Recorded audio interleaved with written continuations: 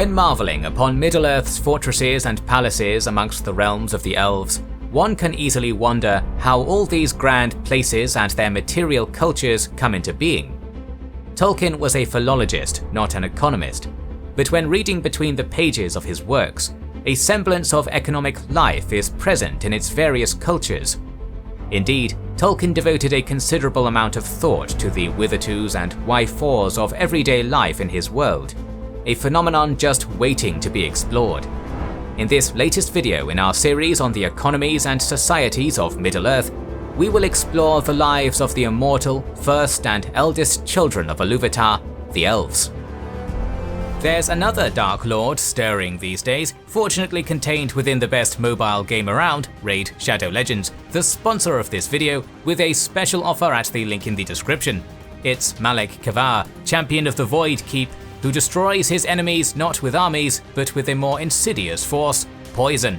He was a priest of light who got exiled after his dabbles with darkness, and he's pretty mad about all that. You need to cleanse debuffs constantly to make it through, but if you do, he gives a nice supply of void potions to ascend your champions.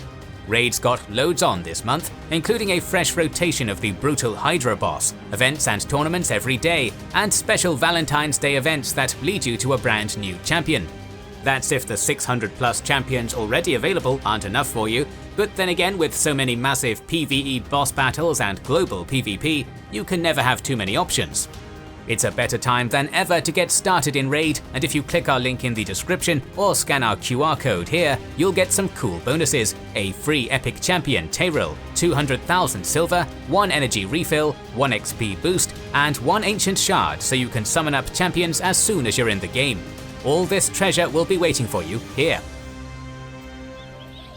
As the first children on Iluvatar, elves were not subject to age or illness, and consequently are regarded as the fairest and wisest of the races living in Arda, often depicted as ethereal and magical beings that operate outside the normal range of the other races in Middle-earth.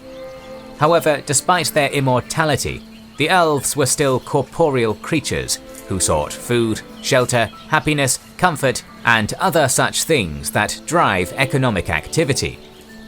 In the undying lands of Aman, the Valar allow the elves to live in eternal bliss, free from the burdens of mortal want. As such, we will focus on the elves who lived among the mortal races on Middle-earth. To that end, examining the early Sindar, a subgroup of the Teleri who chose to stay in Beleriand and not journey to Aman, gives us some insight. The Sindar did not practice agriculture until long after the departure of the other Eldar.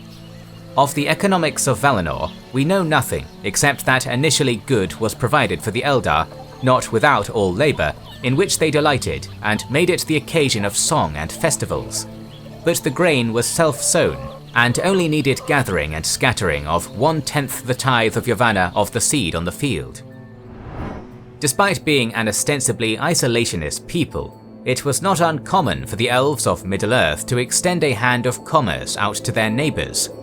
As we learnt in a previous episode, the dwarves, dwelling in the mountain homes of stone, participated little in agrarian food production, which created an economic need which facilitated trade with elves such as the Sindar. The kingdom of Doriath was a woodland realm, and had only a little open ground, except on its east borders, where they kept some small kine and sheep. Beyond the girdle of Melian, eastward, there was much open land, prairie of wide extent. The Sindar, not under the rule of Thingol, dwelt and practiced not only cattle rearing and sheep farming, but also grain growing and other food crops, on which they prospered because both Doriath west and the dwarves east were ready to buy what they could. Thus, some elves traded crops and livestock, while gaining in return the riches and skilled labour of the dwarves. Flax was grown in Doriath, and the Sindar there were adepts in spinning and weaving it. They knew some metallurgy and had good weapons on the Great Journey, owing to the teaching of Arome. For long on the Great Journey they had depended on the arms and swords, spears, bows, etc. made in their first home, or during their sojourns, if they could then find metals. In Beleriand, they were eventually aided by the dwarves, who assisted very willingly in search for metals. Iron was found in the Gorgoroth. Orome was the Valar responsible for hunting, who aided the elves greatly upon their great journey to Aman, while Gorgoroth is the northwestern part of Mordor, south of Mount Doom. The trade relations between the elves and dwarves led to some of the greatest works of Middle-earth, such as the construction of Menegroth, a city built for the elven king of the First Age, Thingol. Therefore, the Norgrim laboured long and gladly for Thingol, and devised for him mansions after the fashion of their people, delved deep in the earth. Where the Eskelduin flowed down and parted Neldereth from Region, there rose in the midst of the forest a rocky hill, and the river ran at its feet. There they made the gates to the hall of Thingol. Moreover, even after building the city of Menegroth, dwarves continued to travel to the elven city for work quite frequently. They travelled the ancient road to Doriath, for their skills in the working of metal and stone were very great, and there was much need of their craft in the halls of Menegroth. But they came now no longer in small parties as aforetime, but in great companies, well armed for their protection in the perilous lands between Aros and Gelion, and they dwelt in Menegroth at such times in chambers and smithies set apart for them. Ultimately, what began as a relationship built upon trade flourished into a symbiotic partnership involving the exchanging of knowledge and skills. This relationship would be damaged by the Battle of 1,000 Caves, when the dwarves of Nogrod fought the elves of Menegroth for possession of the Norglamir. This resulted in the subsequent blood feud between elves and dwarves. It is on this somber note that we should move towards the Third Age and how the elven economies evolved in the era leading up to the War of the Ring. During the Third Age, there emerged 4 great realms of the elves: Rivendell, Lothlorien, Lindon, and the Woodland realm. These realms were isolated, self-sustainable, and for the most part lived off the land with little need for cultivation of farmland. As a rule, elves do not require as much sustenance as the other races and produce light fare.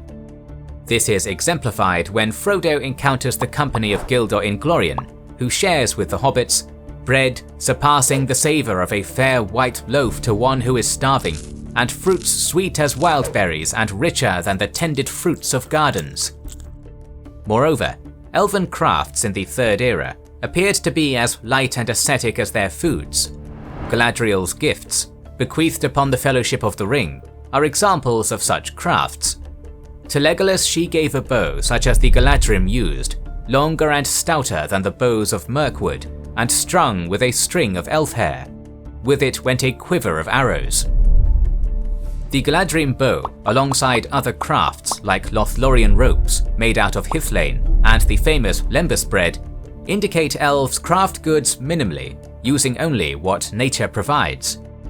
Yet as small as elven populations are, such minimal cultivation could not possibly cover all their basic needs, so how did they survive? Amongst the elven realms of the Third Age, Rivendell, Lothlorien, and Lindon held something the Woodland realm did not: rings of power. Elrond held Vilya, Galadriel Nenya, and Círdan Narya. The power of these rings was explained by Elrond. They were not made as weapons of war or conquest, that is not their power. Those who made them did not desire strength or domination or hoarded wealth, but understanding, making and healing, to preserve all things unstained. The Silmarillion likewise tells us the nature of these artifacts, claiming that they ward off the decays of time and postpone the weariness of the world. As such, realms that held a ring of power were magically preserved, and their produce was so bountiful it sustained their small elven populations. Galadriel admits to this reliance when she speaks to Frodo of her ring.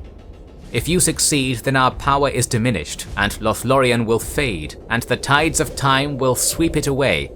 We must depart into the west, or dwindle to a rustic folk of dell and cave, slowly to forget and to be forgotten. Galadriel also emphasizes the power of this magic when she gives Sam a farewell gift in Lothlorien. "For you, little gardener and lover of trees," she said to Sam, I have only a small gift."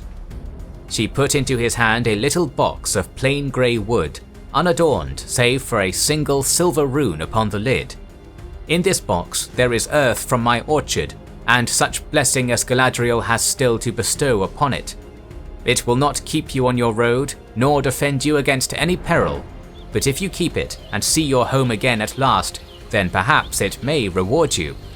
Though you should find all barren and laid waste, there will be few gardens in Middle-earth that will bloom like your garden if you sprinkle this earth there." Thus, these three realms were blessed by the Rings of Power, and had magically enhanced harvests to support them, allowing them to live a minimalist, self-sustaining lifestyle.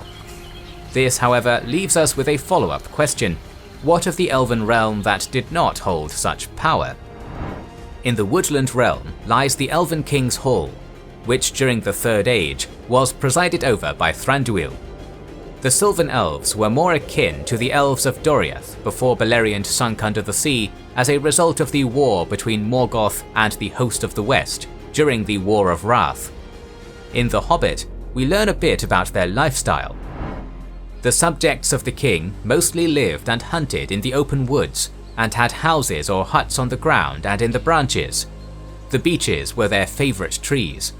The king's cave was his palace, and the strong place of his treasure, and the fortress of his people against their enemies.